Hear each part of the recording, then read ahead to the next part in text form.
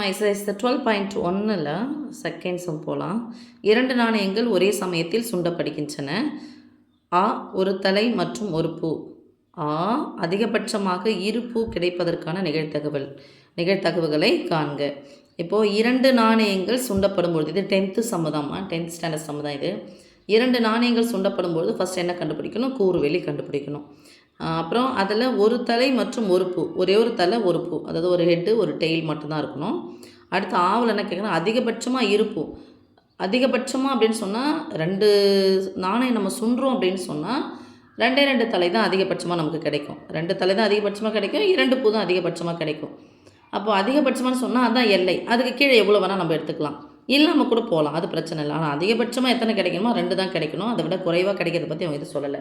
இப்போ ஹையஸ்ட்டே எவ்வளோன்னு கொடுத்துருக்காங்கன்னா 2 பூக்கள் தான் கொடுத்துருக்காங்க. 2 பூ வந்து கிடைக்கணும். ஏன்னா 2 நம்ம நாணயம் தான் சொல்கிறோம். அதுக்கு மேலே வந்து அந்த 2 நாணயங்களுமே அது இல்லை.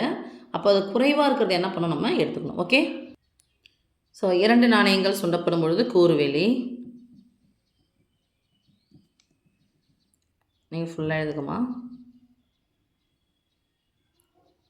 கூறுவெளி என்னன்னு சொல்லுவோம். First s equal to double bracket போட்டுக்கோங்க. முதல் நாணயத்தில் தலை விழுந்து, 2வது நாணயத்துலேயும் தலை. முதல் நாணயத்தில் தலை, 2வது நாணயத்தில் பூ. முதல் நாணயத்தில் பூ, 2வது நாணயத்தில் தலை. 2 நாணயத்துலையுமே பூ விழுது. இதுதான். This implies n of S equal to, n of எஸ்னால் கூறுவெளியினுடைய எண்ணிக்கை 1 2 3 4ன்னு கிடச்சிருக்கு. ஓகே. அவங்க என்ன கேட்குறாங்க அப்படின்னு சொன்னால் ஒரு தலை மற்றும் ஒரு பூ. நீங்கள் இதை எழுதணும் அவசியம் இல்லை. ஒரு தலை மற்றும் ஒரு பூ. அப்போ அந்த நிகழ்ச்சி என்னென்னு எடுத்துக்கிறேன், நான் ஏன்னு எடுத்துக்கிறேன். அப்போ ஏ ஈக்குவல் டு ஒரு தலை ஒரு பூ தான். ஹெச்டி டிஹெச் அவ்வளோதான். ஓகே. இப்போது இதில் this implies n of A equal to எத்தனை தான் இருக்குது? 2. Therefore P of A equal to ஃபார்ம்ல என்னது? N of A by n of S. அதாவது மொத்த ஜோடி 4, 4ல் 2 வரலாம். மொத்தம் 4, 4ல் 2 வந்துடுது. ஈக்குவல் டு சிம்பிளிஃபை பண்ணால் 1 2 2 2 4. அடுத்து என்ன கேட்குறாங்க? அதிகபட்சமாக 2 பூ. அதிகபட்சமாக 2 பூ விழுவதற்கான நிகழ்தகவு. அந்த நிகழ்வு நம்ம என்ன எடுத்துக்க போகிறோம்? பின்னு எடுத்துக்கலாம். பி ஈக்குவல் டு அதிகபட்சமாக 2னா குறைந்தபட்சம் எவ்வளோ நாள் விழலாம். அதிகபட்சமாக 2 பூ அப்படின்னு சொன்னால் டிடி தான். அதோட குறைவாகவும் விழலாம்.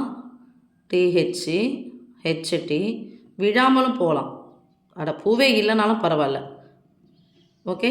அப்போ this implies n of B equal to 1 2 3 4. இப்போ P of B this therefore P of B equal to n of B by n of S equal to 4/4 equal to 1 4 4 முழு எண், அப்போ 1. ஓகே. இது ஒரு 2 மார்க் கொஸ்டின் தான். நீங்கள் ஆணு போட்ட ஆன்சர் 2/4 எடுத்துட்டு 1/2, ஆணு போட்ட ஆன்சர் 4/4 ஈக்குவல் டு 1 போட்டுக்கலாம். ரைட்.